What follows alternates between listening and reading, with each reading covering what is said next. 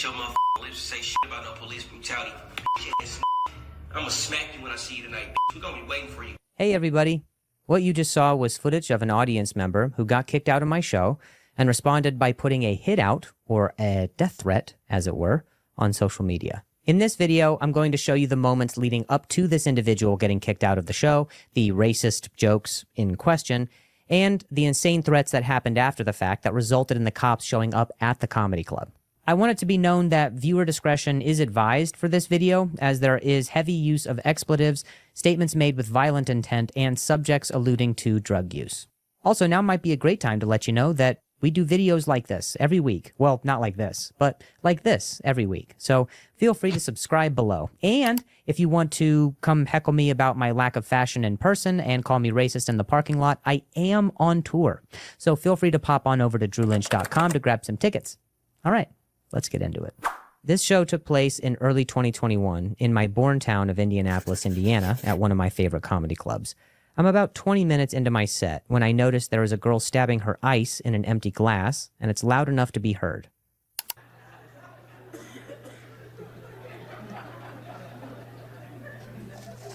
Then what happened, detective? You can see me clock the girl playing with her ice, which normally doesn't bother me unless it becomes distracting to the audience or until I start stuttering so badly that I can't focus, which is exactly what happens.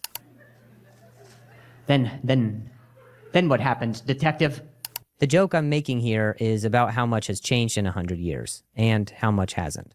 If you want to see the full joke, you can find it in the description of this video below. But basically, the joke was about how cops from the 1920s would react if they traveled from 1920, during the Prohibition, to 2020, which was during the pandemic. They'd have to report back to the chief, and they'd be like, "Chief, it was strange. They was all wearing masks, but they wasn't stealing nothing." And the chief would be like, "Well, were they drinking alcohol?" "It's tough to say, Chief. It was seltzer in a can." That type of thing. You're all caught up. "Well, then they all got in separate getaway cars that were oddly driven by Persian men."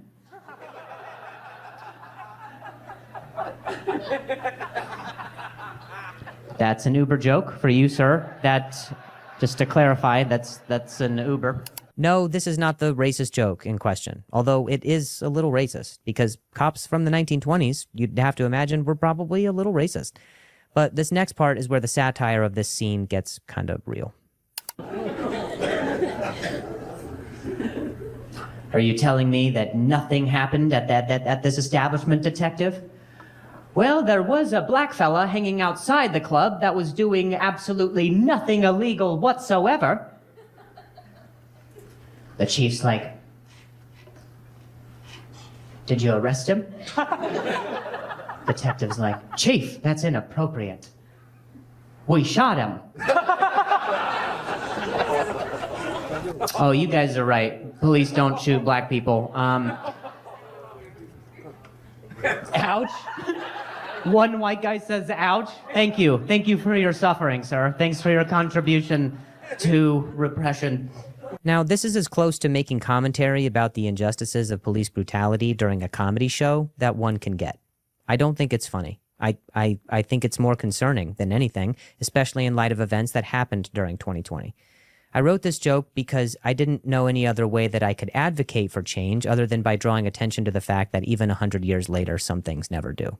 As we've seen and heard, the ice crushing continues throughout the show, and so a few minutes later, I take a moment to address it.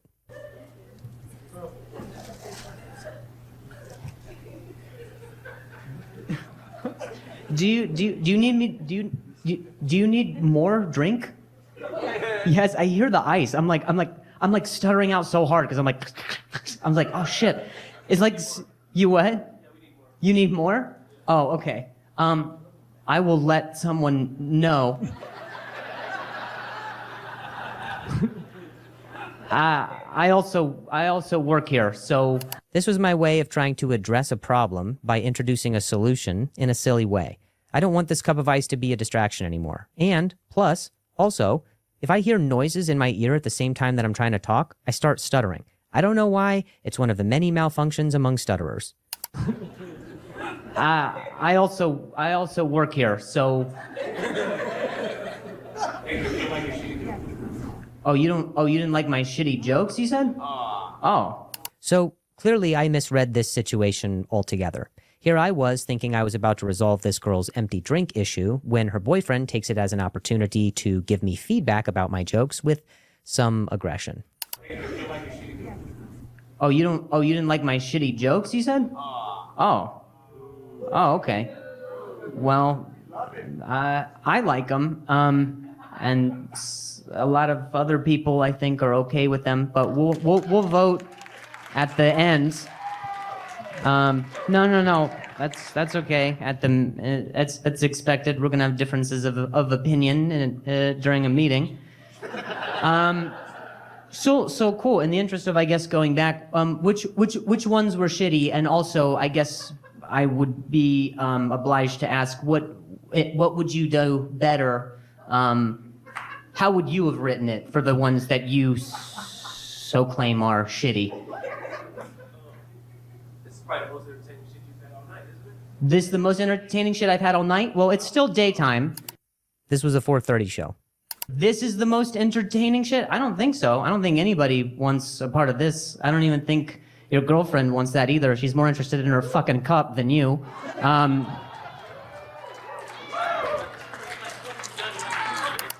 So I get a little shitty in my response here because I tried being diplomatic, even in the face of hostility from this guy. As soon as I made my comment, he stood up, which is a surefire way to get thrown out at a comedy club. Well, right. The opening comedian was Felicia Gillespie, a very funny friend of mine who did get a lot of laughs that night. Right. I can fuck off. Well, I have to continue to work, so... Right. I hope you have a good day. I hope you get something more to drink. Right. All right. Wow, that... It's all right.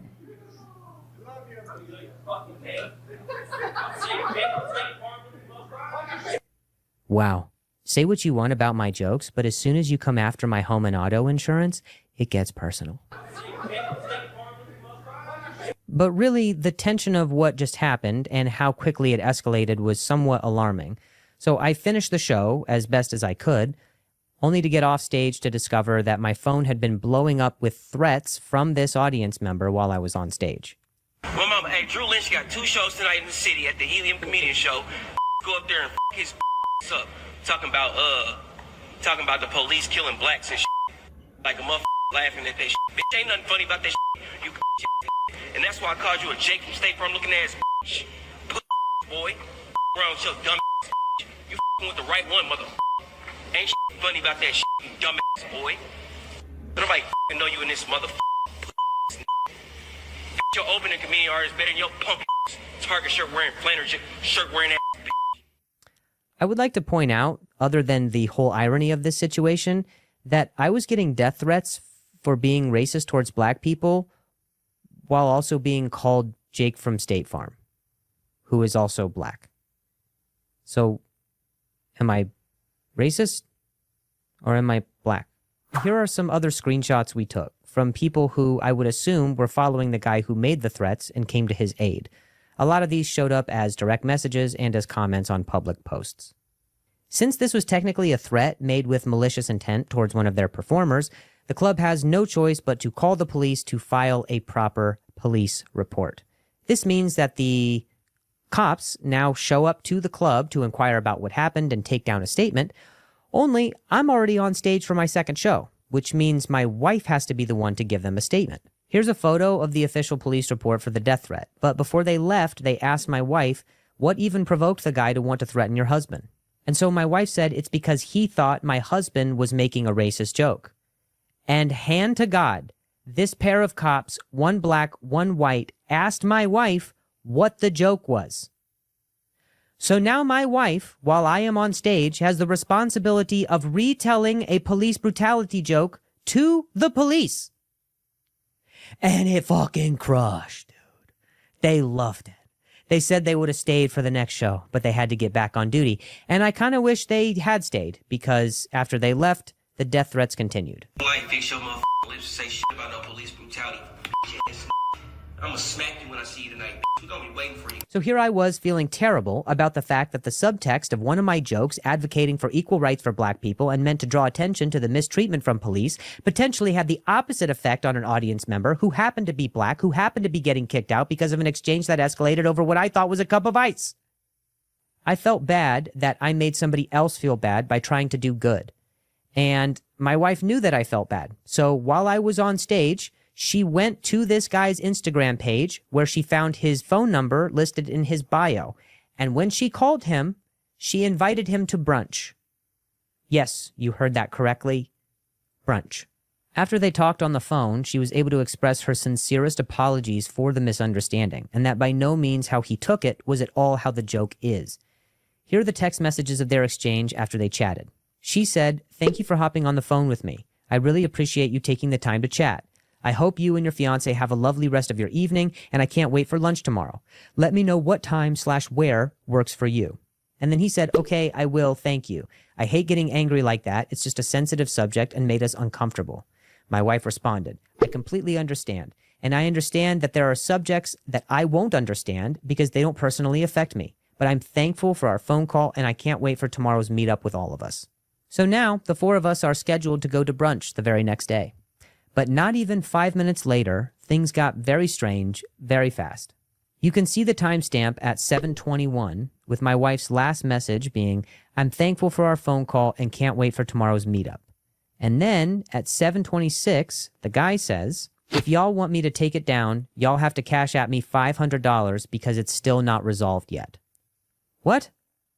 How did we go from brunch to extortion? And how did you contact the news in 5 minutes on a Saturday? I would have dropped $500 on avocado toast for brunch, man. Why did it have to go like this? He said, "I have Wish TV News reaching out to me right now." 1 minute later, and I have video of joke said. Okay, so how do you have video of the racist joke before you even knew the joke was racist? The comments about police brutality were at the very end, which, again, were not racist! An hour and 30 minutes later. News One signature of video racist slander tomorrow morning. And the racist crowd also. So we're not responding to the messages at this point because I think it's clear this guy is just trying to get compensated by threatening to go public with a video that he has, which, go ahead. I hope other people see the video. Then they could maybe help explain the joke to him. 10 minutes later. It will be uploaded at 8 a.m. Wish TV. You guys have 2 hours to pay me $500 to my Cash App or I'm giving the okay. And then he sends a sample video he took during the show, which is not of the joke in question. It's a joke from earlier in the show about speech therapy.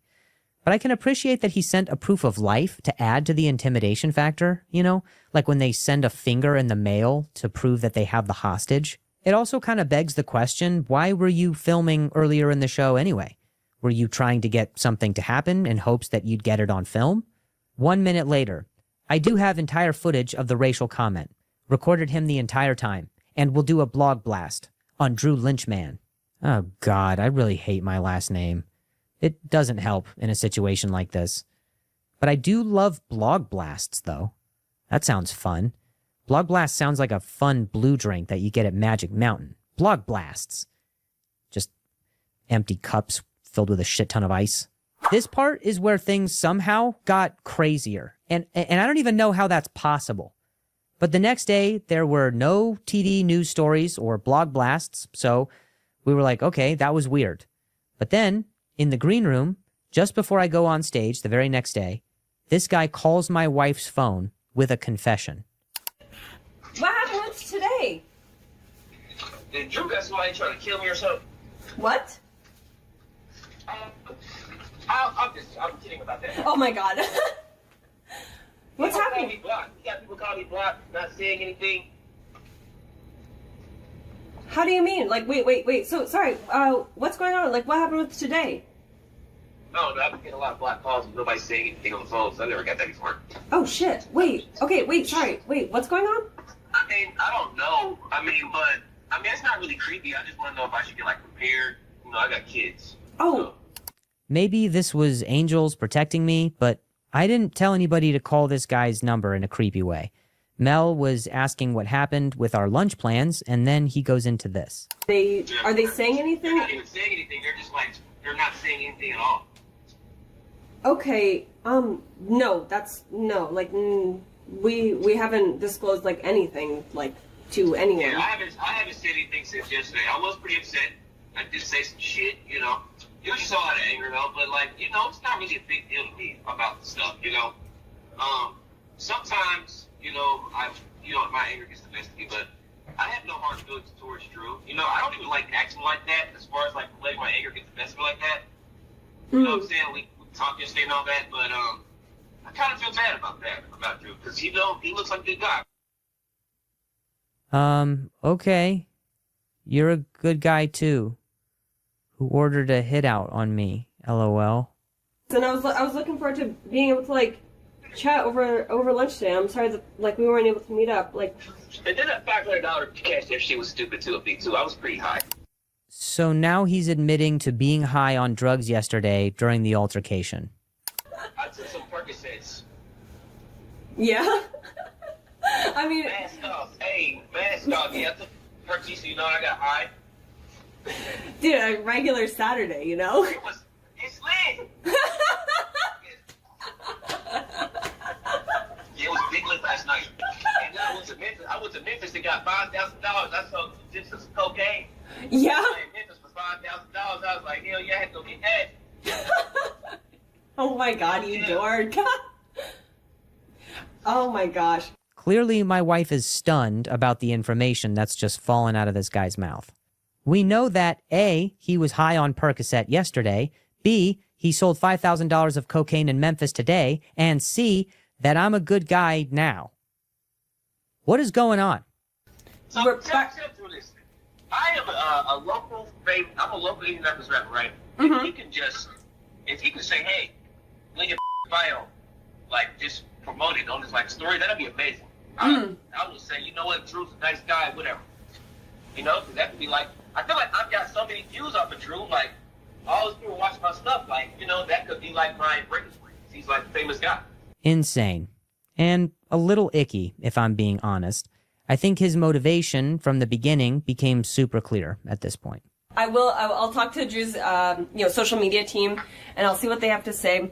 But I hope you, I hope that you have a blessed weekend, and, you know, I just can't wait to see what the future holds. All right, just let me know. So, there you have it. The craziest thing about the craziest thing that's ever happened to my wife and I at a comedy club was that it never needed to happen. We'll never know how the night would have gone had a joke not been grossly misinterpreted by the potential influence of drugs, personal motives, or the threat of extortion. How do you guys feel about what happened? How would you have handled it? Do I really look like Jake from State Farm? I want it to be known that I have no ill will towards this person, and I hope for the sake of his kids, his life, and his career that he's in a better place. Like Colorado. I hear they have a lot of drugs there. Anyway, thanks again for watching. Make sure you subscribe below for weekly videos. You can come see me on tour. Pop on over to drewlynch.com to grab some tickets. And also, you need to cash out me $500 right now, or else. All right, we'll see you next time.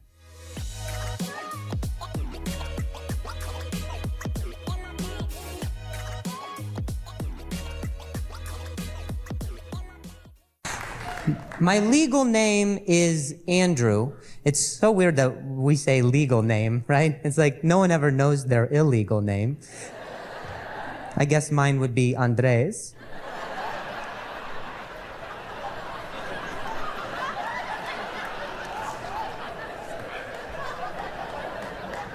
You guys like jokes here? Are you okay? Sometimes comedians, they do jokes and it really catches people off guard at a comedy show. It's tough. It is tough nowadays for comedians. You know, sometimes we'll make a joke just like that one. I did it the other day. A lady came up. She was like, "You can't say that. That's hate speech towards Mexicans." I was like, I stand 5 feet 4 inches. I have a torso tattoo, and my English is pretty broken.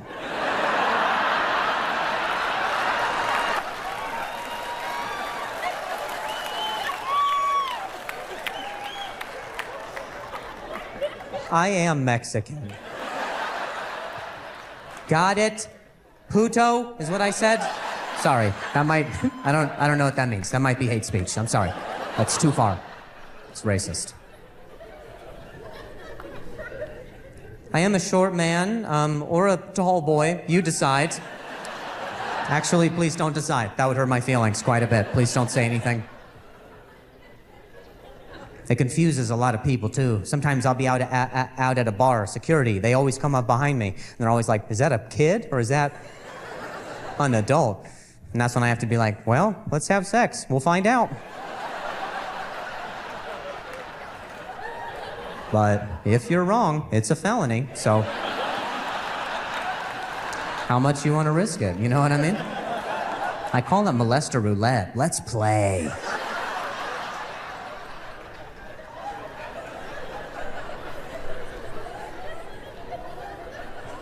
People talk to you different when you're my height. You might not even be aware that you do this, but when someone asks how tall I am, they go like this. How short are you? What? They removed the word tall from the question. They're like, no, let's start with your relationship to the ground, not the sky. We'll work backwards on this, save some time. That's messed up, man. That's not how we measure things. How do we measure things? It is always how much of something has happened, right? That's why people say, how old are you? Not how much longer you got.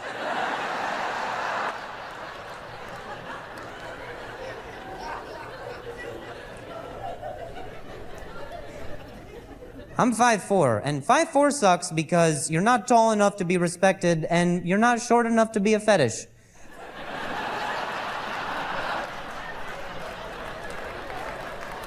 You're just mid, you know? That's what that means, you know? It's like the manager of a smoothie shop. People are like, is he open? Are they back there? What's going on? I've been rejected by girls that I wasn't even approaching. I was just walking by and this chick was like, no. And then I just didn't cross the street that day, you know what I mean? I had to find a different way home, start a new life. In her defense, though, I startled her because I walk fast, you know what I mean? I have to walk fast so I can keep up with all you regulars. So I got that critter pace. You know when you turn the lights on, you're like, oh, I saw something. That was me. I got that critter pace. Like Pomeranians, they look so much busier than they are. A lot's happening, but they're not going anywhere.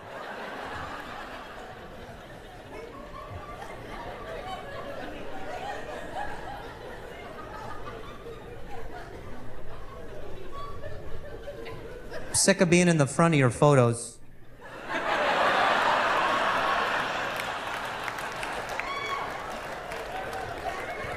You guys find someone else to do it. I'm not doing it anymore, all right? You stand behind a plant if you want to cover up your holiday belly. I got my own stomach to worry about, all right? I haven't exhaled since 2009. You don't know me. Every group photo, it's always the same dreadful announcement. All the tall people are like, okay, short people in the front, short people in the front, short people in the front. And then me and two strangers appear from under your legs. And we're like, hi, hello, nice to meet you. We're gonna take the photo. Hello, short people in the front. As you guys just stand over us and mouth breathe on our heads. What are they saying?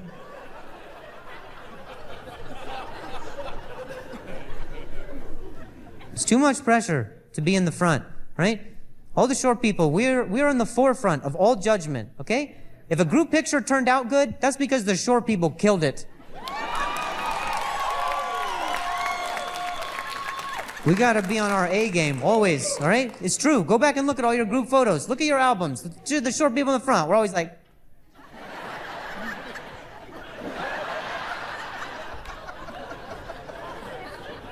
Look at the tall people in the back. They're always like, duh! They have no idea that a picture is being taken. They're like, how come we're all facing the same direction? Are we staring at Kathy? Why are we counting down? How do you look like a baby bird and a mama bird at the same time?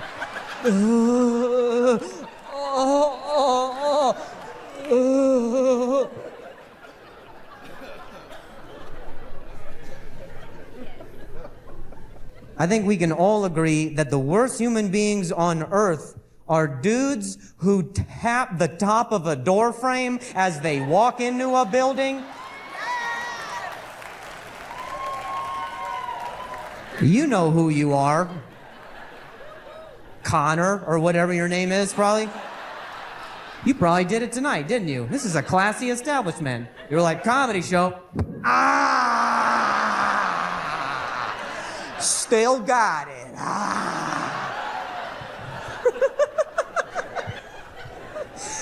They always say, still got it. And we're left wondering what it is that they still have. It's not friends. You had to find a building to high-five you, bud. That's not a real friend. I just don't know if it's ever worked. Ladies, correct me if I'm wrong. Tell me once if you've ever seen a dude tap and you were like, oh my God, excuse me. I don't normally do this. But when you dunked an invisible basketball on that imaginary hoop with literally no one defending you, I queefed. I don't know the end. Sorry.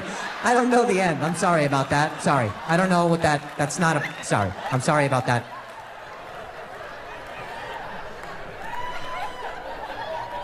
My point is, it doesn't work, all right? That's my point, fellas. No one cares about your vertical. This ain't the combine. You'll never see the opposite. I've never once bragged about my height. You know what I mean? You'll never see me go outside and slap a curb. We'll go out there like, yeah, I just parallel parked that bitch. Oh, knees and toes, knees and toes.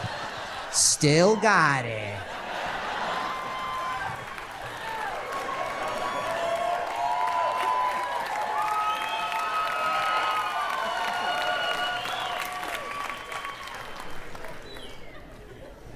My wife is taller than me, and you knew that. There's no other place for me to go. There's this term that they came up with for dudes who happen to be shorter than their lady, and we are called short kings. I am what is called a short king. That is what they came up with, so we would feel better about ourselves. And let me tell you something. You can keep it. Because you know who else is a short king? Lord Farquaad from Shrek. Yeah. How did it end up for that guy? That movie is about how a chick would rather be with an ogre than a shorter human man.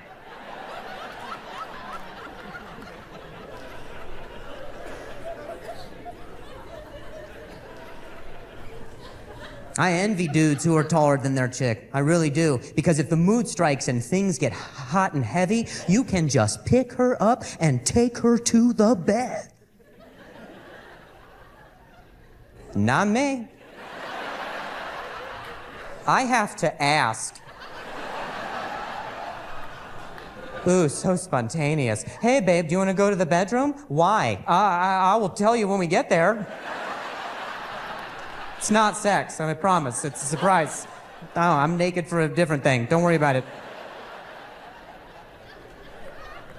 It is the most unsexy thing to lead your taller wife via the hand to the bedroom, dude. I look like a toddler who saw a toy he likes. I'm like...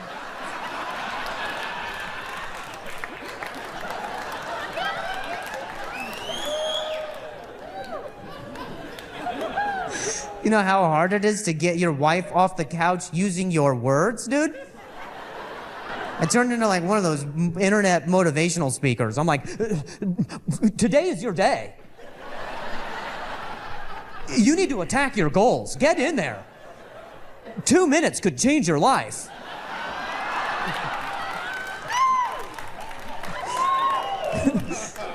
When that doesn't work, I talk to her like she's a dog before bedtime. Let's go to bed. Come on, we're going to bed. Come on. Come on, let's go to bed. Come on, we're going to bed. Come on. Hey, let's go. We're going to bed. Hey, let's go. Hey, come on. Hey, we're going to sex. Come on, let's go to sex. Come on, we're going to sex. Come on, we're going to sex with me. Hey, come on. Hey, put it down. Put that down. We're going to sex. I'm going to sex without you. Come on, let's go to sex. Hey, we're going to sex. Where's your toy? I gotta get her a toy. Where's that?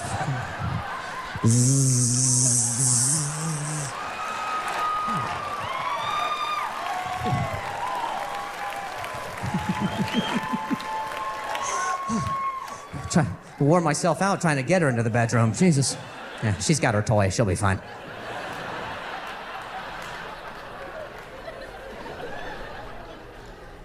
Can't say I haven't tried, though. Can't say I haven't tried to pick her up. I tried to be a man one day. Never again.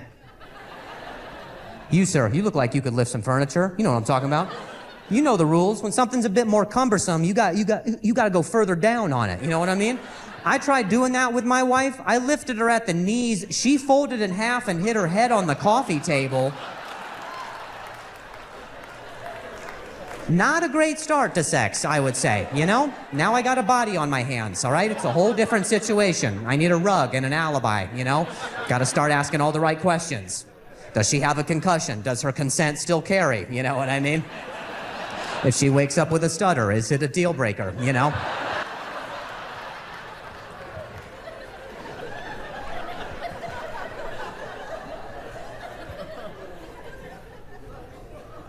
There are some perks, though. Let me tell you, there are some perks that they don't tell you about sexually. There's some things you might not even know. Like, my wife and I, we tried to 69 one time. I don't know what that position is for you guys, but I'll tell you what it is for us. That is where I please my wife with my mouth, and she talks about how ashy my knees are.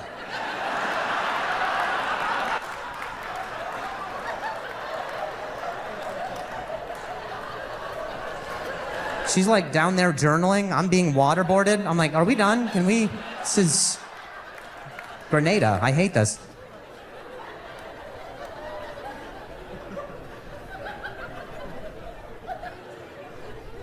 I'm sorry. I know it's weird to imagine me having sex. I'm sorry about that. I look like I couldn't even smash a like button. But every single time, I do it every single time. Right after we're done having sex, I always say the same thing. I can't help myself. Right when we're done, I always go, damn, that Amazon just delivered my package.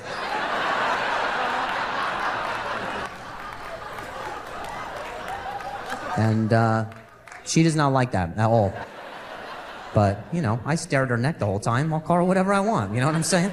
I've never seen her face before. I don't know what she looks like. It's like the top of the fridge. What's up there? You say what? No. You don't get to be passive aggressive. That's... Hey everybody. What you just saw was footage from a live show of a girl in the audience shouting out that she hopes my wife leaves me. In this video, I'm going to show you the moments leading up to this audience member making that statement, what might have motivated her to make it, and the moment I discovered that this woman and I have a history. Also, now might be a great time to let you know, we do videos like this every week, so feel free to subscribe below for new content. Or if you want to come see me live so you can speak now or forever hold your peace, my marriage, I am on tour, so feel free to pop on over to drewlynch.com so you can grab some tickets. All right, let's get into it. This show took place at a beautiful theater in Tucson, Arizona. Yes, it's pronounced Tucson, not Tucson, despite the accent you might hear there. I start the show off, as I always do, by making some local references to the town. When we got to the airport, they have suckers with scorpions in them. And that was when I was like, I might not do the show. That seems like an initiation if I've ever seen one.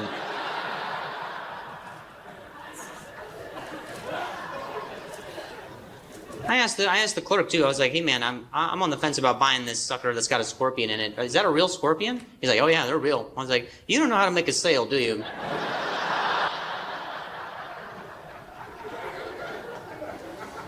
And he's like, "Well, they're dead." I was like, "What are we fucking talking about right now? Like, what are you talking about? I'm not gonna eat a scorpion. I'm not a what psychopath gets off the plane and is like, let me get one of them scorpion suckers." I want to feel like a kid, but I also have a troubled past, so give me a sucker with a scorpion in it. I'm a freak, but I'm childlike.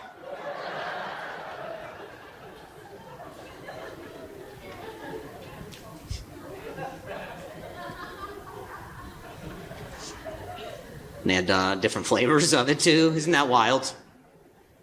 Just different flavors. He was like, we got watermelon, we got berry, we have apple. I was like, yeah, but they all seem to have scorpions inside of them. So, if a fella could just get a regular sucker, just get my licks in, that would be nice. Without the very real possibility of dying. How do we know? How do we know it's dead? Did you check? How do you know? How do we not know that he's just, just fossilized himself for his next victim?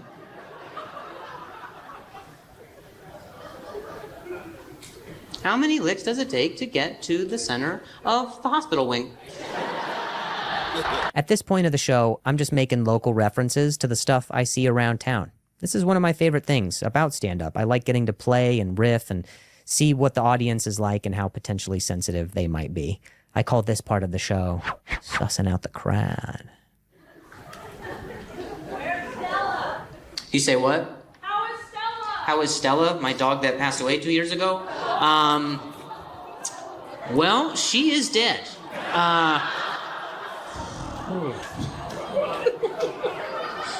Don't you fucking awe at me. She didn't do her research. Why are you mad at me?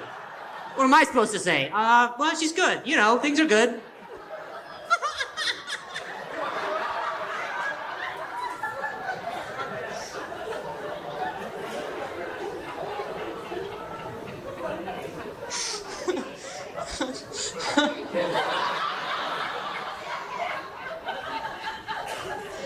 I know you meant good. I know you meant well. I can't lie to you. But, I hope she's good. No way to really know. I tell you what, if a scorpion sucker later, I'll give you an update. I'll let you know how it went.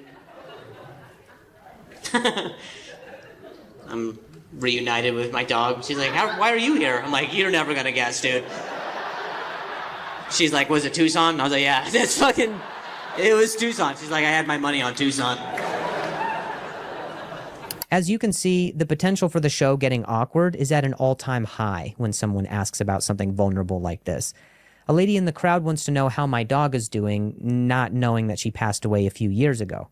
Now, I want to be honest by letting her know what happened, while also letting the audience know that I'm okay and that this moment is not going to deter my mood from keeping things in the show buoyant.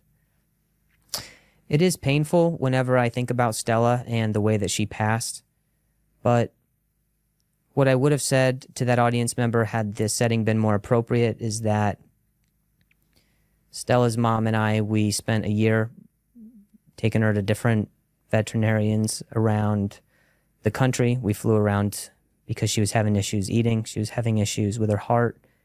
And it came to a point where my wife and I had to leave for tour. And that day that we left is the same day that Stella's brain hemorrhaged, and she was given less than less than a % chance to recover from something like that. And so my wife and I watched somebody put Stella down while we were on FaceTime. And I guess it's really cool and special knowing that people still care about Stella. And it's awesome to see the impact that she made on people even after the fact, so much so that they're still asking about her. I guess that's what I would have said. Okay, shifting gears here. You can see why that's something I wouldn't say during a show. After I did some of the local references and addressed the potentially awkward start, the rest of the show got back on track and was business as usual, all the way up until the closing joke. My wife is a very special person. She has something that's called ADHD. Do you guys know what this is? This is something I did in my last special about my wife's ADHD, and you can find the full joke in the description of this video below if you want to check that out. But basically, the joke is about what it's like to live with someone who's scatterbrained and suffers from ADHD. I love my wife for all of her quirks the same way she accepts me for all of my flaws, and I can't even believe this has to be said, but in comedy, comedians make jokes about their significant others. It's what we do. We're not doing it to be mean. We're doing it because that's something people relate to. That's what sharing a laugh is. But I guess in my retelling of the joke, it set off one of the audience members to say this. I don't see her for 4 days and 3 nights. She does meth, I think. I don't know my wife.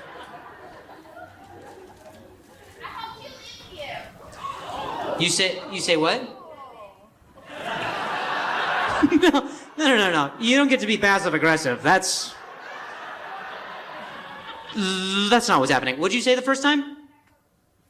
Then you hope she leaves me. That's fucked up, bro. At this point, the audience realizes this is a pretty bold claim, and so I expect some accountability in her owning it. You don't just get to throw out damning wishes and then backpedal. You know, if you're gonna heckle, heckle. So I do some investigating by asking questions about her. Who are you here with tonight? Your girlfriend? Like sexual girlfriend or like friend girlfriend? Like you've tried some stuff?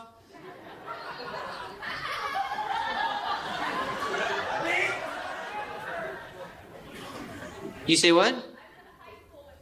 You went to high school with me? Nice. What's your name? Janelle? Okay, cool. What's your last name? Okay. You say what? You were in tech theater. Nice. Okay. Well, I don't remember you being such a bitch then.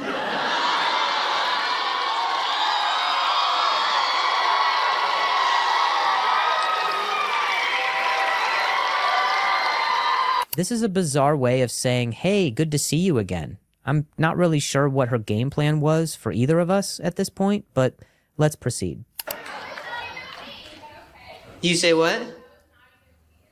That was not even you? I appreciate that. Is the goal here to just confuse me? Was she not prepared for the Uno reverse? I appreciate the support, but I'm kind of looking for a perp at this time. I was joking before. I hope you were. You said that wasn't you before, so wait, your friend said something or you said something? There's two of you. Okay, that doesn't answer my question. Yeah, you can't talk just like ambiguously like that. There's two of us. Which one do you choose? I'm like, what? This isn't the Matrix in fucking Tucson. I'm trying to... I would have had 4 scorpion suckers in order to avoid this very passive-aggressive interaction. So the only way I can mitigate someone from my past saying something about my current relationship is... Well, I'm glad that you came, Janelle, and whoever said it, I agree. She's too good for me, so... So there you have it. A whole show packed with conflict and suggestions that really left more questions rather than answers. Was Janelle the one who made the comment, or was it her friend? Was her intention to make a scene or make a funny? Is everyone in Tucson on meth? Let me know your guys' thoughts in the comments below. How would you have handled this situation?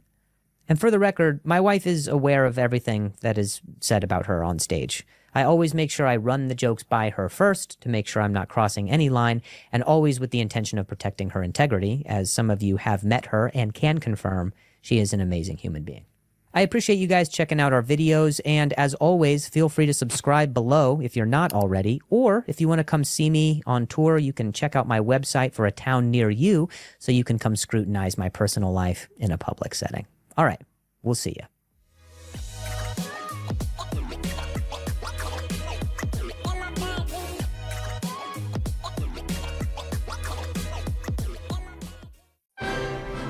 Ladies and gentlemen, may I present the sire of satire, lord of the things, ruler of inches and shortest of kings, Drew Lynch!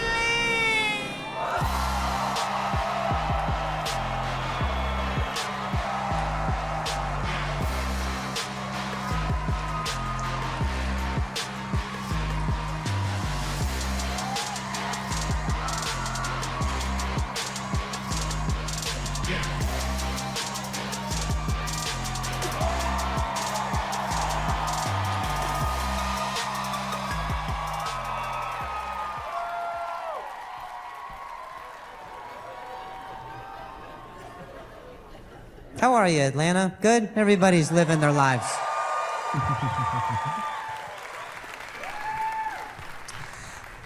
My legal name is Andrew.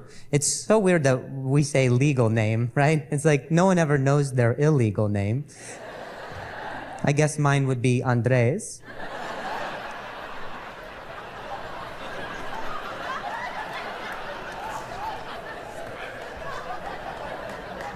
You guys like jokes here? Are you okay? Sometimes comedians, they do jokes and it really catches people off guard at a comedy show.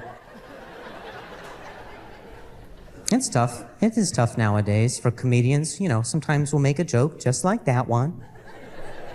I did it the other day. A lady came up. She was like, "You can't say that. That's hate speech towards Mexicans." I was like, I stand 5 feet 4 inches. I have a torso tattoo, and my English is pretty broken.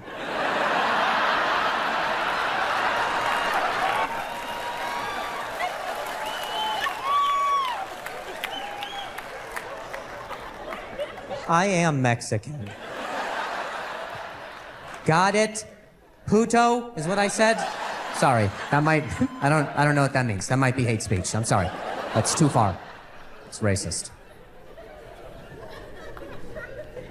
I am a short man, or a tall boy. You decide. Actually, please don't decide. That would hurt my feelings quite a bit. Please don't say anything. It confuses a lot of people, too. Sometimes I'll be out at a bar, security. They always come up behind me, and they're always like, "Is that a kid, or is that an adult?" And that's when I have to be like, "Well, let's have sex. We'll find out." But if you're wrong, it's a felony, so how much you want to risk it? You know what I mean? I call it molester roulette. Let's play.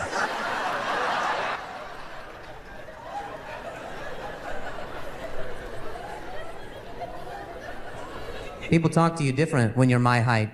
You might not even be aware that you do this, but when someone asks how tall I am, they go like this: "How short are you?" What? They removed the word tall from the question. They're like, no, let's start with your relationship to the ground, not the sky. We'll work backwards on this, save some time. That's messed up, man. That's not how we measure things. How do we measure things? It is always how much of something has happened, right? That's why people say, "How old are you?" Not how much longer you got.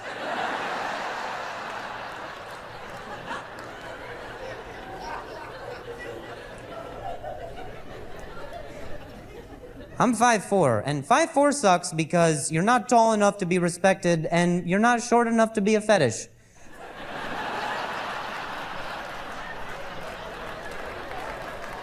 You're just mid, you know? That's what that means, you know? It's like the manager of a smoothie shop. People are like, is he open? Are they back there? What's going on?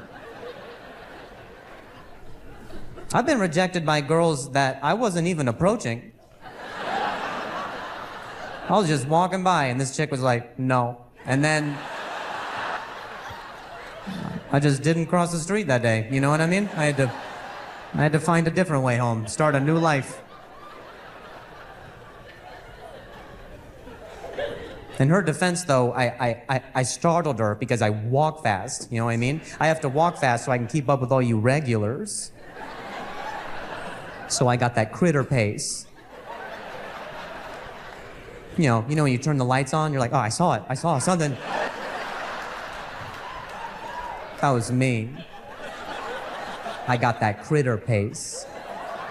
Like Pomeranians, they look so much busier than they are. A lot's happening, but they're not going anywhere.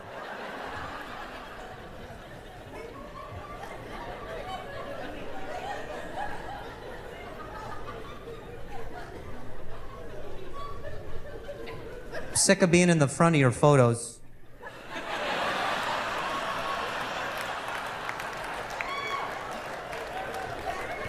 You guys find someone else to do it. I'm not doing it anymore, all right? You stand behind a plant if you want to cover up your holiday belly. I got my own stomach to worry about, all right? I haven't exhaled since 2009. You don't know me. Every group photo, it's always the same dreadful announcement. All the tall people are like, okay, short people in the front, short people in the front, short people in the front. And then me and two strangers appear from under your legs. And we're like, hi, hello, nice to meet you. We're gonna take the photo. Hello, short people in the front. As you guys just stand over us and mouth breathe on our heads. What are they saying?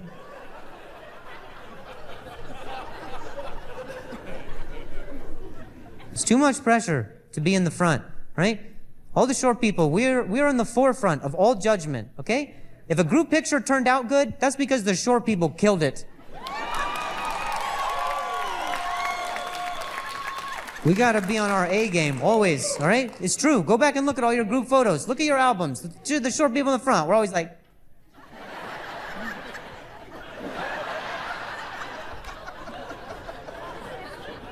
Look at the tall people in the back. They're always like, duh! They have no idea that a picture is being taken. They're like, how come we're all facing the same direction? Are we staring at Kathy? Why are we counting down? How do you look like a baby bird and a mama bird at the same time?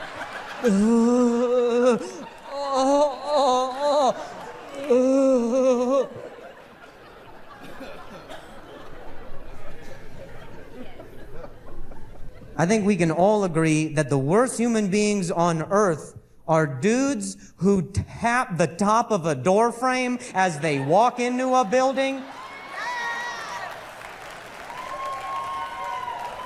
You know who you are. Connor, or whatever your name is, probably. You probably did it tonight, didn't you? This is a classy establishment. You're like, comedy show. Still got it.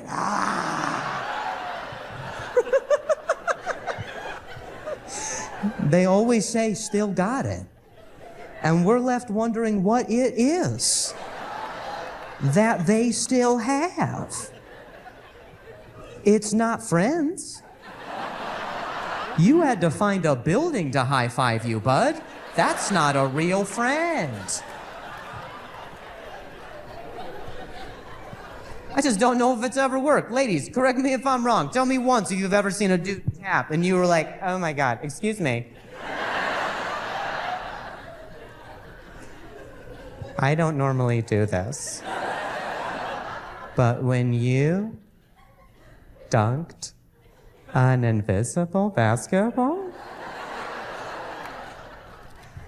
on that imaginary hoop with literally no one defending you, I queefed. I don't know the end. Sorry. I don't know the end. I'm sorry about that. Sorry. I don't know what that's not a... Sorry. I'm sorry about that.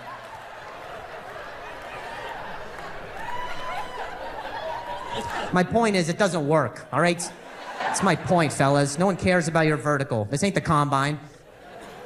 You'll never see the opposite. I've never once bragged about my height. You know what I mean? You'll never see me go outside and slap a curb.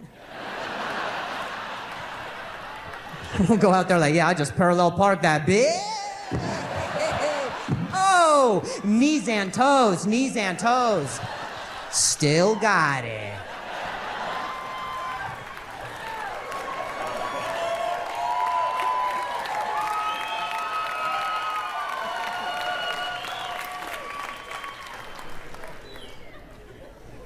My wife is taller than me, and you knew that.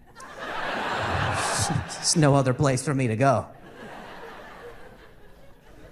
There's this term that they came up with for dudes who happen to be shorter than their lady, and we are called short kings. I am what is called a short king. That is what they came up with, so we would feel better about ourselves. And let me tell you something, you can keep it.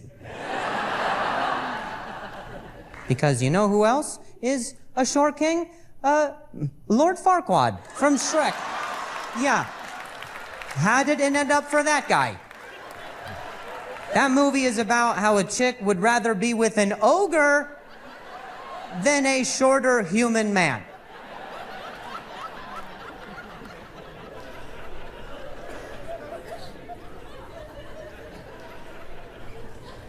I envy dudes who are taller than their chick. I really do. Because if the mood strikes and things get hot and heavy, you can just pick her up and take her to the bed.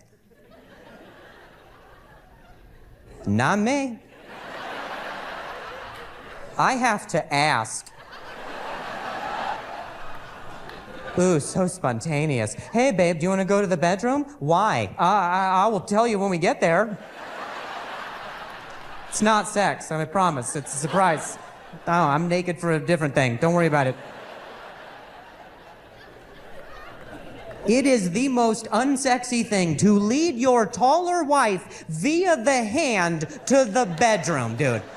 I look like a toddler who saw a toy he likes. I'm like...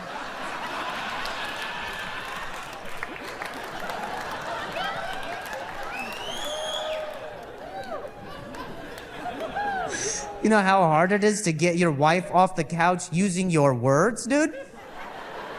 I turned into like one of those internet motivational speakers. I'm like, today is your day.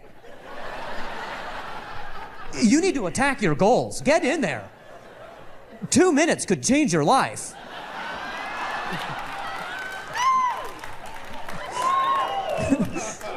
When that doesn't work, I talk to her like she's a dog before bedtime. Let's go to bed. Come on, we're going to bed. Come on. Come on, let's go to bed. Come on, we're going to bed. Come on. Hey, let's go. We're going to bed. Hey, let's go. Hey, come on. Hey, we're going to sex. Come on, let's go to sex.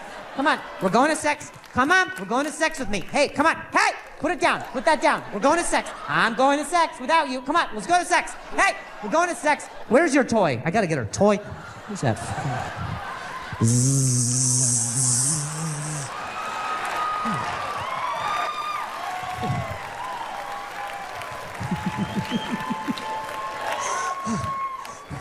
Wore myself out trying to get her into the bedroom. Jesus.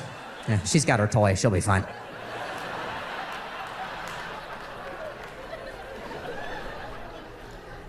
Can't say I haven't tried, though. Can't say I haven't tried to pick her up. I tried to be a man one day. Never again. You, sir, you look like you could lift some furniture. You know what I'm talking about. You know the rules. When something's a bit more cumbersome, you got to go further down on it. You know what I mean? I tried doing that with my wife. I lifted her at the knees. She folded in half and hit her head on the coffee table. Not a great start to sex, I would say, you know? Now I got a body on my hands, all right? It's a whole different situation. I need a rug and an alibi, you know? Got to start asking all the right questions. Does she have a concussion? Does her consent still carry? You know what I mean? If she wakes up with a stutter, is it a deal breaker, you know?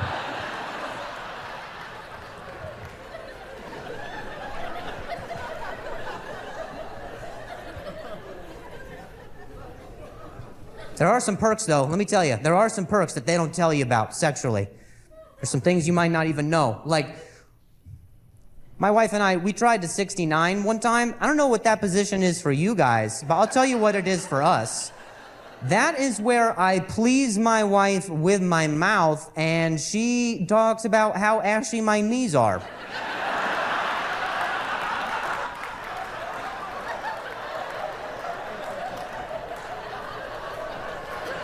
She's like down there journaling. I'm being waterboarded. I'm like, are we done? Can we? This is Grenada. I hate this.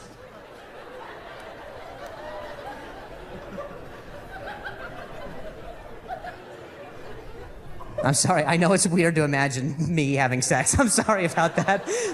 I look like I couldn't even smash a like button. But every single time, I do it every single time. Right after we're done having sex, I always say the same thing. I can't help myself.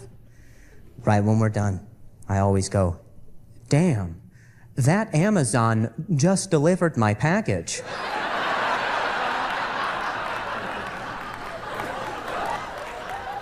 And she does not like that at all. But, you know, I stare at her neck the whole time. I'll call her whatever I want, you know what I'm saying? I've never seen her face before. I don't know what she looks like. It's like the top of the fridge. What's up there?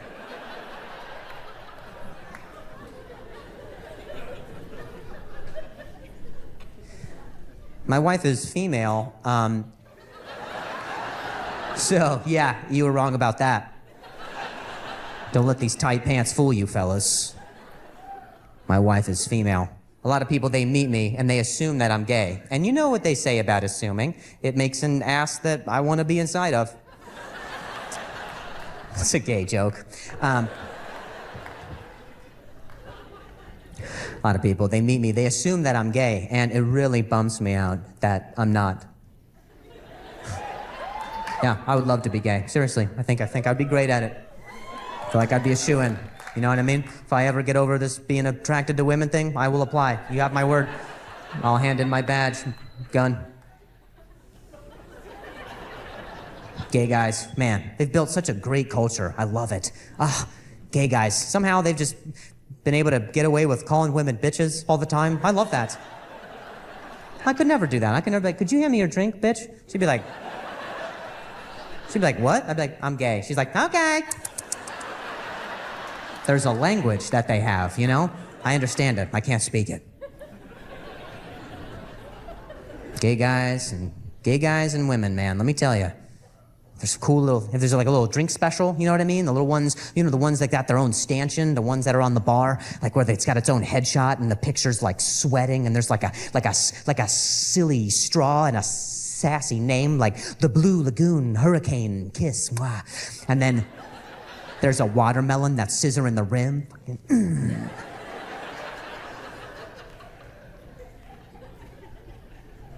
I'll never know what that tastes like. It's not for me. I know my place, you know? I gotta hang back, say straight guy things like, on the rocks. That's how straight I am. I call my ice rocks. Such a freaking man. I get up to the bar, it is this high on me. Where's my rocks?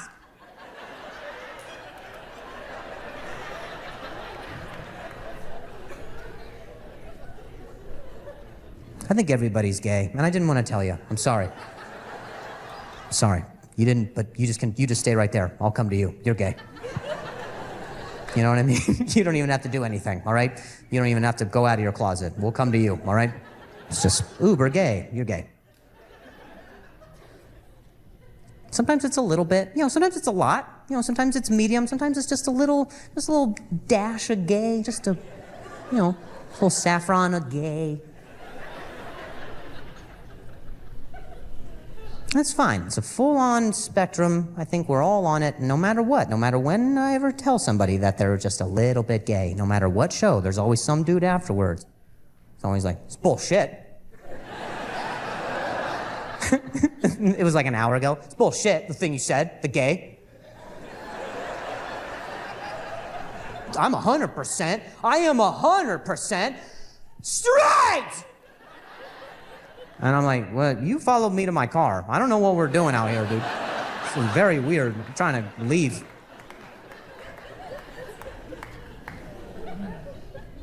That's all right, man. Sometimes it's just a small percentage. I've done some self-evaluating. I think my percentage hovers right around 3% gay. That's me. Just a little bit gayer than milk, you know?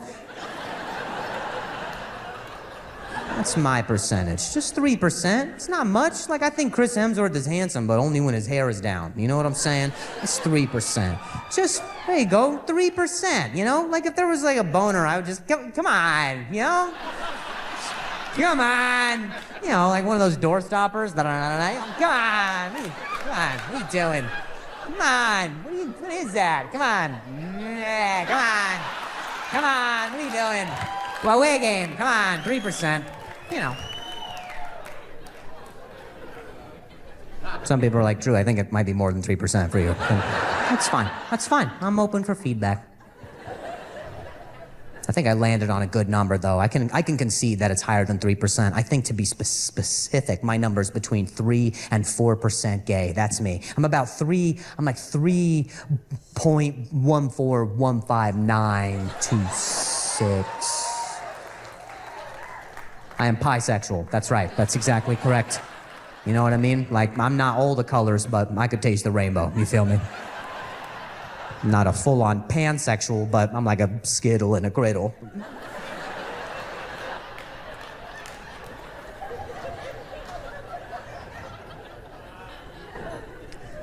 What fascinates me about the gay community is that they have names for each other based on their body types that correspond with animals in the wild.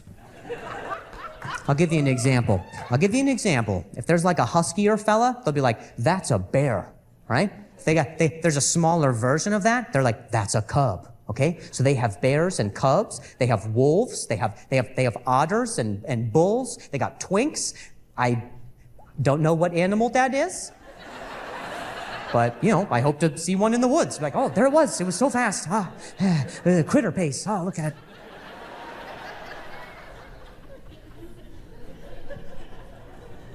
Now, those are the gay terms, all right? Last time I went to get my hair cut, I sat down and, you know, us shorter people, they gotta do this shit for a while. Ah, shit.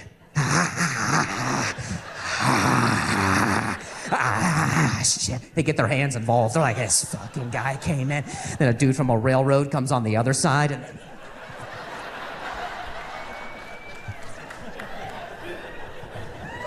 Get my haircut to go. I'm very busy. Now, my barber, he's openly gay. And when I sat down, he says to me, he goes, yeah, you're not quite muscular enough to be a wolf, but you're not skinny enough to be an otter. Now, these are the gay terms. But this was prior to me knowing about them.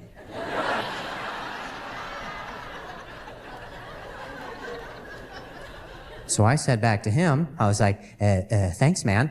You are not as robust as a buffalo, but you are as curious as a meerkat.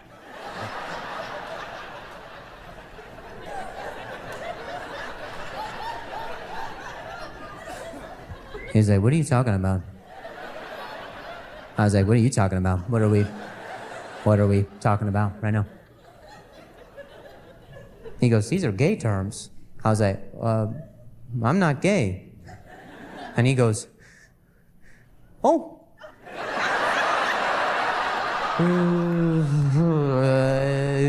Well, just wait. I was like, what? Wait, what? I was like, is that how you become gay?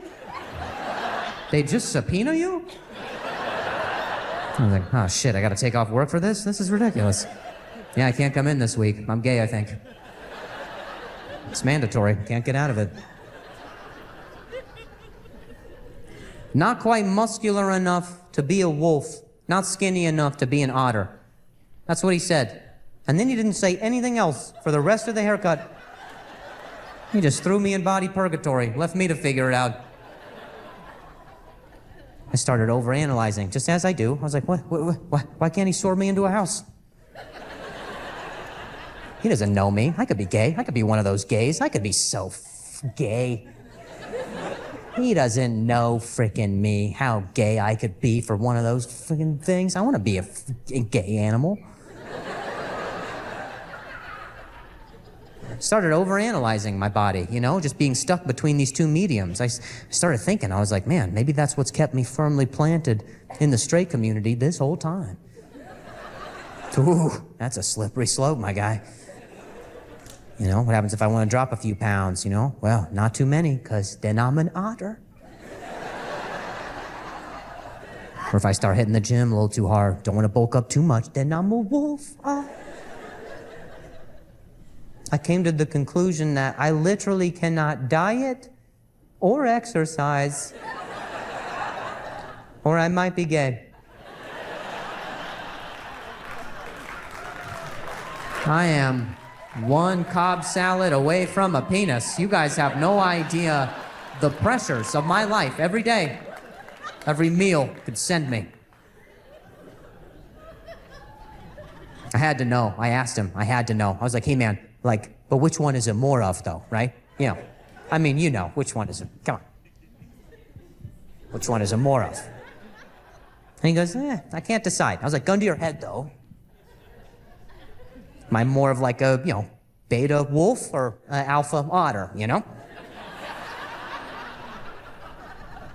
He goes, it doesn't matter, man. In our community, it's not like one animal is better than the other. I was like, really? Because it sounds like one of those is better. Like one would eat the other one, probably. That sounds better to me, being alive. What are you, insane? Yeah, wolves aren't as good. Okay, what kind of a movie would The Jungle Book be if Mowgli was raised by fucking otters?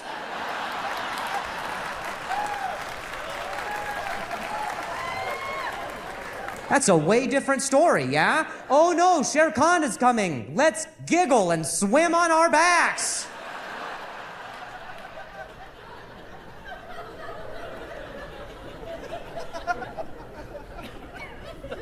I started thinking, I was like, I wouldn't even know how to use the information he gave me, even if I was gay. What am I gonna go up to some dude like, hey man, I don't know what you're into, but you know, I am not quite muscular enough to be a wolf. And I am not skinny enough to be an otter. So, if you are confused as well, what do you say we go to the zoo together and we'll figure this out? You know what I mean? Let's point at things that we are. Let's get endangered.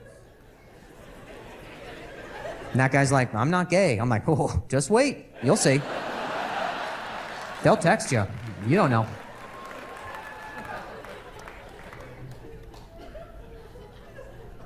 So that's the gay community, man. And you might think that's strange. I think it's organized.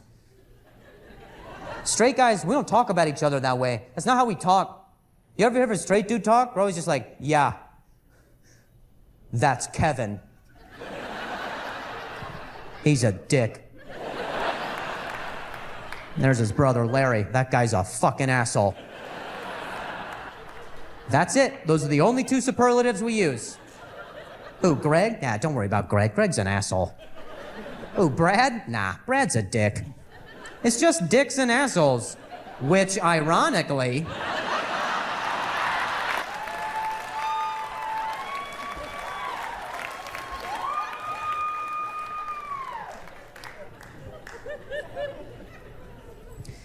my wife has this thing, it's called ADHD. Do you guys know what this is? It's not ADD, by the way. That one's different. That's the one you diagnose yourself. That's where people are like, oh, sorry, I tuned out of your story. I have ADD. No, you suck. You're addicted to your phone. You need to take responsibility. ADHD, that one's a little more intense, all right? She had to go to a hospital to get that H. Now,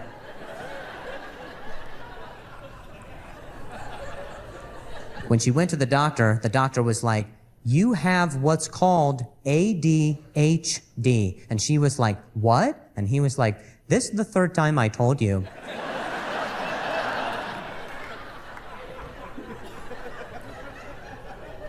Please stop coming back here.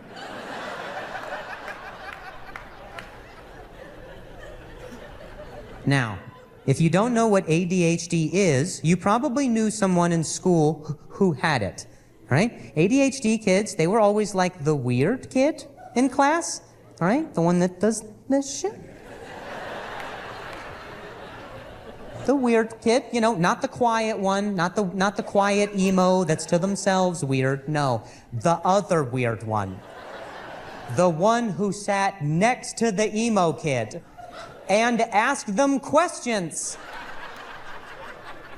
Like, so, is black your favorite color? You wear it all the time. You wore that black hoodie last Wednesday and on Friday. Do you wear eyeliner on the weekends? You're always in eyeliner. I noticed that it's also black. Did you know black is the absence of color? I have a hoodie as well that's black, but it's reversible with the blue. Technically, that's one color and no color. That's how they fucking talk, by the way. I would cut myself too.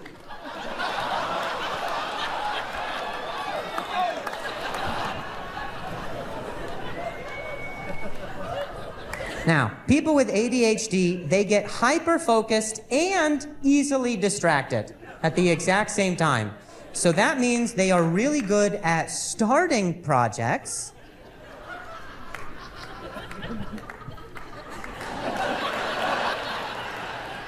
Did you feel how unsatisfying that was? That was a polite way of saying they're good at making a mess in my living room all the time.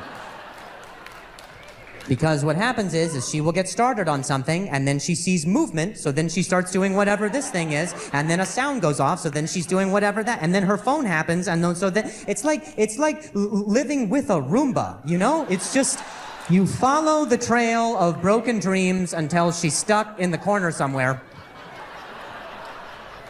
And there's just things. It looks like Etsy took a shit in our house. It's just miscellaneous random things. But she has good intentions, and I guess that counts for something. So this is what she'll do. She'll say something like, okay, I'm gonna clean. And then she will start the vacuum, and she'll follow that until it hits the coffee table, which wobbles because she hit her head. She doesn't remember.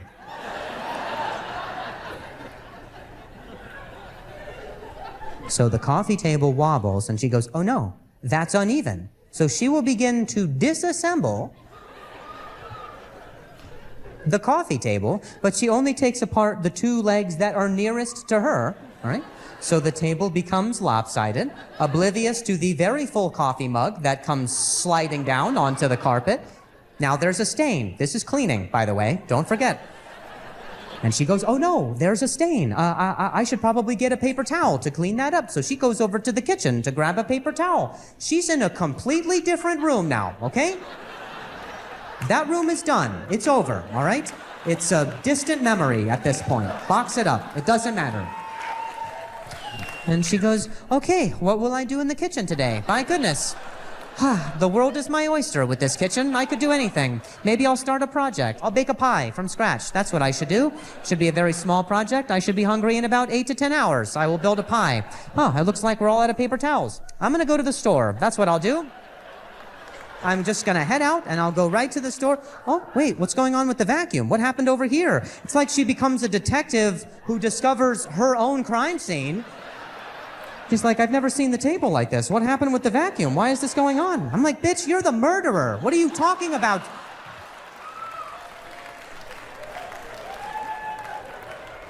And then she rediscovers the stain and goes, oh, that's right, the coffee because of the stain. I went to go get paper towels, but we're out of paper towels. I need to blot this. So she'll take her shirt off and start to blot the stain. Literally, I come in from the next room, the vacuum's running, my table's broken, she's naked, a baby's crying. We don't have kids. I'm like, what the fuck is going on?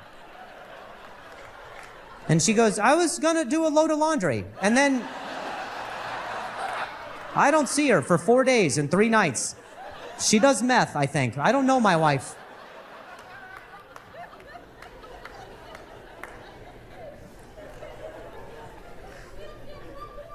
She collects rocks. I do not care if they identify as crystals. They are rocks. They are everywhere, bro. They're all over our home. They're on the windowsills and in the drawers, on the toilet seat. We live in a quarry. We live outside. We're homeless, I think. I don't know. And she won't let me get rid of them because she claims that they have powers. Highlighted by the planets, the stars, and the Mercury's and Venus's anus or whatever. I try to throw them out, and she's like, you don't even know what they're doing for you.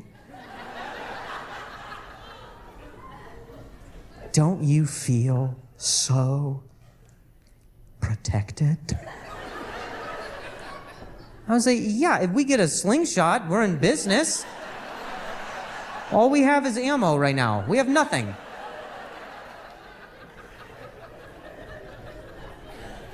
Every day she gets a new rock. Every single day she gets a new one because there's this little meditation guru center spa, heal your clitoris chakra, whatever thing. Every day she goes there, and right when she walks in, the clerk, he pops up and goes, oh, my customer. And then he sells her some rock that he found outside on his smoke break, probably. And while he's selling it, he winks at me. I'm like, you're a piece of shit. You know she has a problem.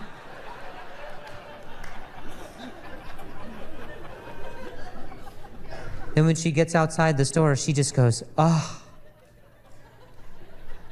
I just feel so grounded. I'm like, yeah, babe, you got a pocket full of rocks right now. If you were a corpse, you would sink. What are you, insane? That's physics. One day we were on a walk outside or at home, and we stumble upon this well, okay? It's like it's a very shallow well. It's about 2 to 3 feet. It's very shallow. I could get out of it.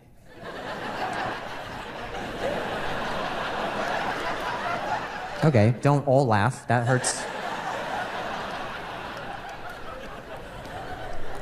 We stumble upon this well, and at the bottom of this well, there is a squirrel that's hanging at the bottom of this well, okay? And here's how I react whenever I see a squirrel. It's a squirrel. My wife has a very different spiritual moment. I don't know why. I don't know her connection to the squirrel. I don't know if it's because, like, they're equally as twitchy. I don't know. I feel like they're talking shit about me. I don't know. So she sees the squirrel and she goes, babe, quick! Lend me your shoe. I will lower it down by the laces and we'll hoist him up like it's a squirrel elevator. I was like, I love that you think just because we lower a shoe down there, a squirrel will willingly get in it and leave with us like we are his family. And she goes, you're right. We should build a ladder so he can leave on his own terms. And I was like, that's not at all what I said.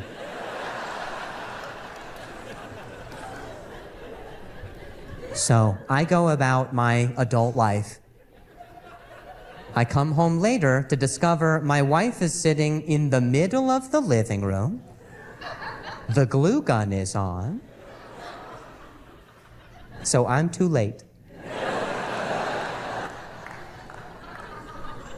And what she's done is she has taken 2 of my shoelaces and she laid them out vertically.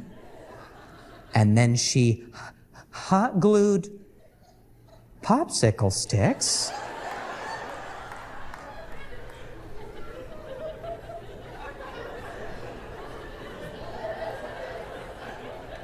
We did not have popsicle sticks, by the way. We had a box of popsicles. Can you guess what happened next? This chick has got brain freeze and purple lips and is doing arts and crafts in my living room. I'm like, whose toddler am I babysitting right now? With my laptop open to a Google search that says, how tall are squirrels? I was like, really? For squirrels, you say tall?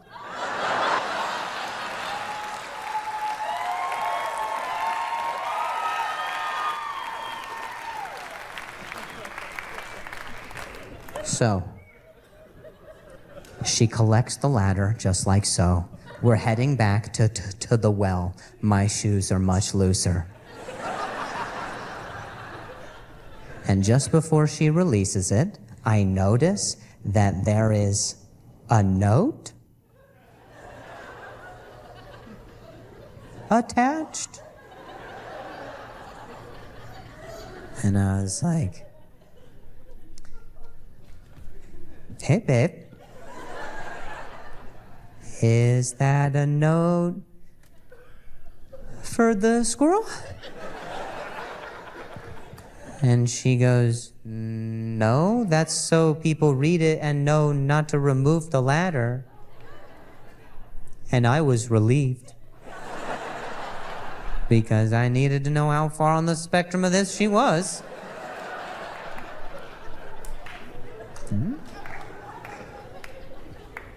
And so she takes the ladder in very dramatic fashion. She unfurls it. It's a pretty good ladder. I don't know what the sound they make, but that's whatever, tickle your fancy.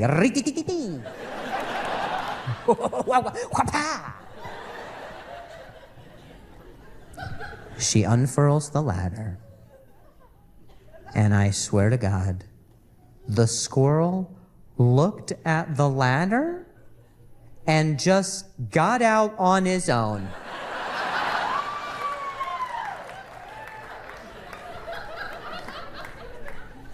And she goes, it worked.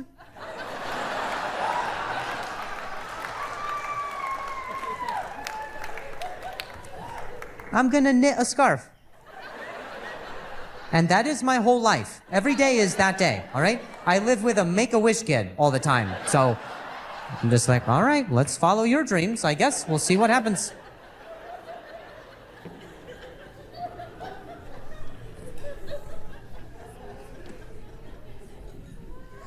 Now, people who stutter, we tend to do it more when we're feeling nervous or agitated, frustrated, overwhelmed.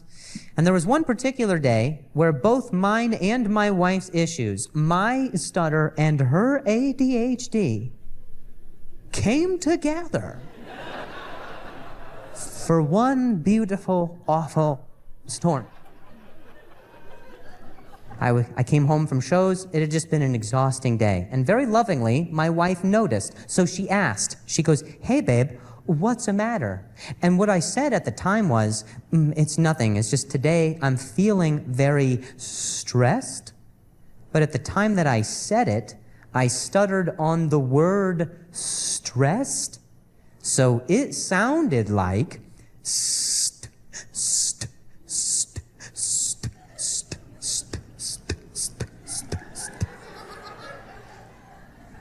and this chick started dancing.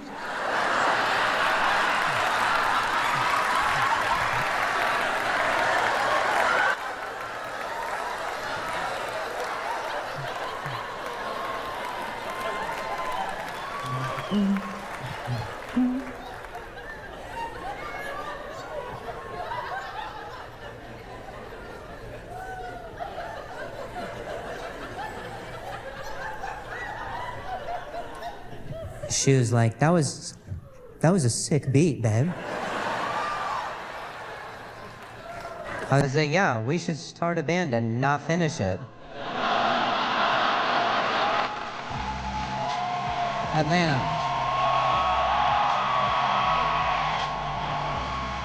Thank you guys so much.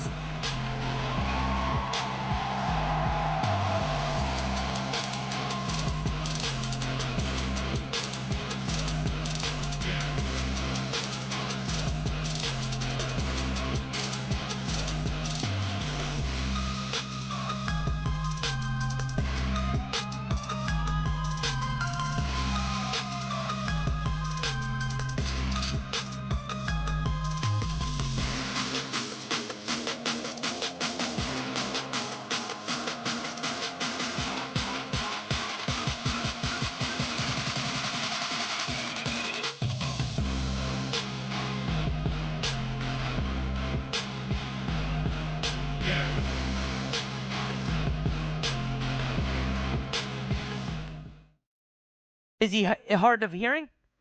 Oh, yes. Oh, shit. Oh, and he's rude as fuck. Okay, cool.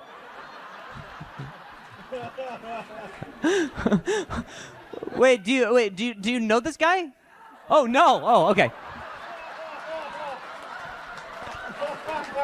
Hey, everybody. What you just saw was footage from a live show where two different audience members got into a verbal altercation during the live performance. In this video, I'm going to show you the moments leading up to the dispute, what happened to make things so contentious, and what I did to try to mediate it to save the show.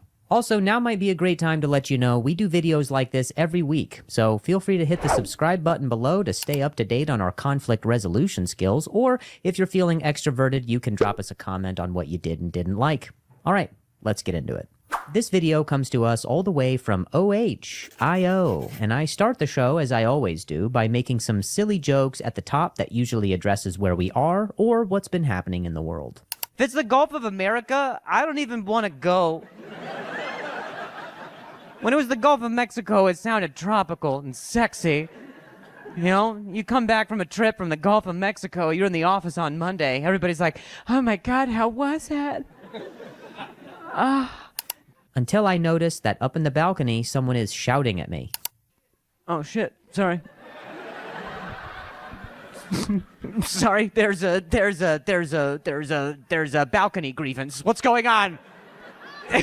I've never mediated from below, but here I am. It's like when you're 6, you're trying to stop your parents from fighting. Hey! Not while I'm at practice. Turn the mic up. What the? Sorry, just a fucking technician on my own show? Yeah, for sure. We'll figure that out. Let me pull the right lever here.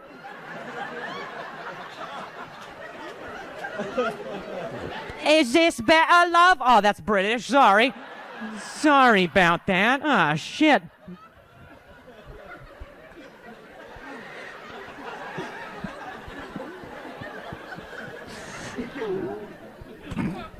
Just I'll try to get closer to her. Excuse me. I'm standing on an empty chair right now.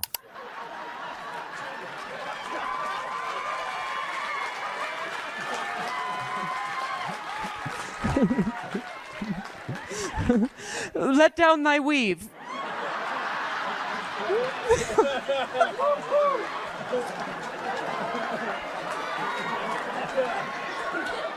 Relax, she can't hear me.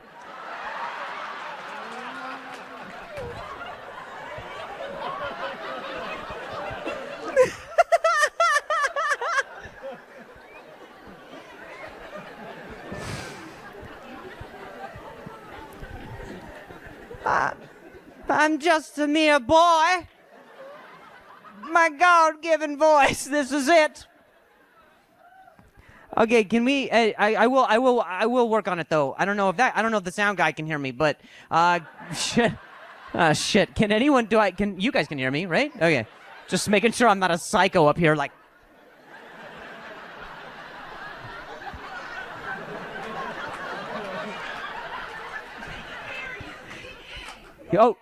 Oh, you can hear. Oh, he can't. Oh, gotcha. Okay, well, I'm gonna say stuff, and you say it to him. You what? You got you. Okay, thank you. Good. We got a cutoff system now. Okay, he can't hear me. Just is he hard of hearing? Oh yes. Oh shit.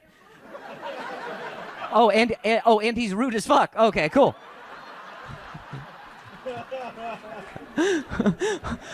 Wait, do you know this guy? Oh no. Oh, okay.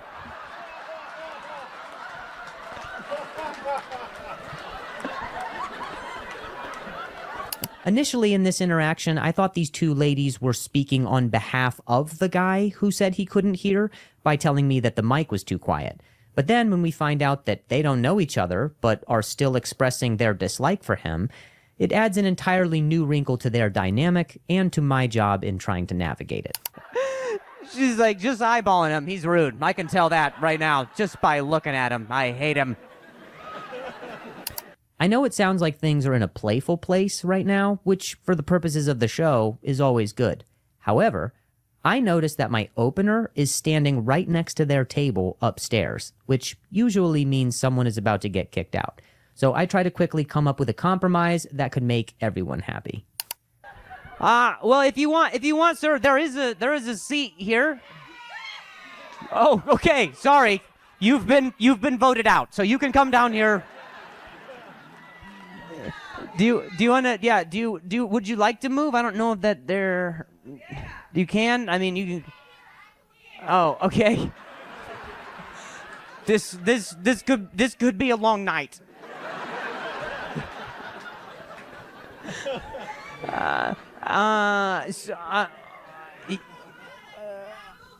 Okay.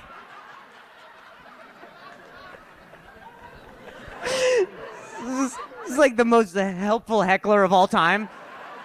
She's like, however I can facilitate him getting the out of here, I will do it. I don't want anybody to get kicked out of the show, and I'm noticing that more and more security guards are surrounding the area, so I try one last time to sincerely offer the guy to move up from the balcony, especially because we haven't heard his side of things. It's gonna, okay, but I mean it though. I mean it, sir. If you want, there's nobody sitting here, right? Yeah, there are. There are people sitting here. Do you see them in the room with us?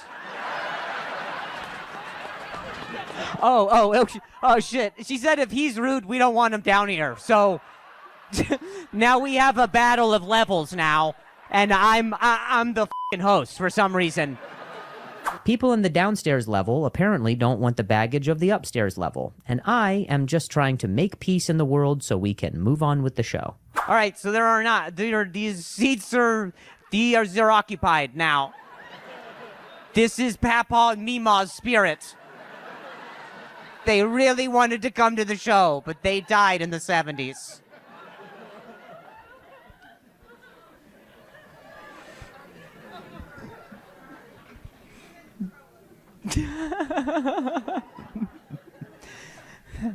Not quite sure how to proceed. I want to be loud enough, but this is my voice. Kind of felt like I should have done that at the end, huh? Oh, shucks.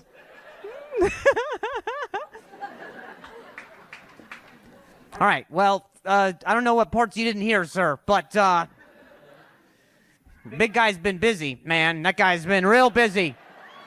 Yeah, we're not used to the president doing more stuff than us. And then I do the whole first joke that I already told again, but this time louder. So here's the scoop. After the show, my opener told me that the two ladies started talking to each other during the show, and so the guy responded, maybe a little too directly, by telling them he couldn't hear me. They took that literally, and obviously nobody likes it when someone's being rude, but I can also see it being frustrating to the guy who wants to be able to hear the comic he paid to see. So here's the deal. If this video reaches the two ladies in the balcony or the guy who couldn't hear, reach out to me on social media, and the next time I am in the Columbus area, I will give you both free tickets to another show. Separate shows. Navigating a whole-ass conflict from a different elevation can be difficult, as you saw. It's hard when two parties are at odds and the rest of the show is just here to have a good time. It becomes my job to be honest enough that I can acknowledge the conflict, but light enough that I keep everybody happy at the same time. I think we learned a lot in this video, and I'm excited to continue my journey of peace in the world, one Ohio city at a time. Speaking of cities, if you're still here at the end of the video, my tour schedule is on screen. So if you want to come check out a live show, feel free to pop on over to drewlynch.com to grab some tickets. Or if you're feeling introverted, just hit the subscribe button below where you'll get weekly videos just like this. All right, we'll see ya.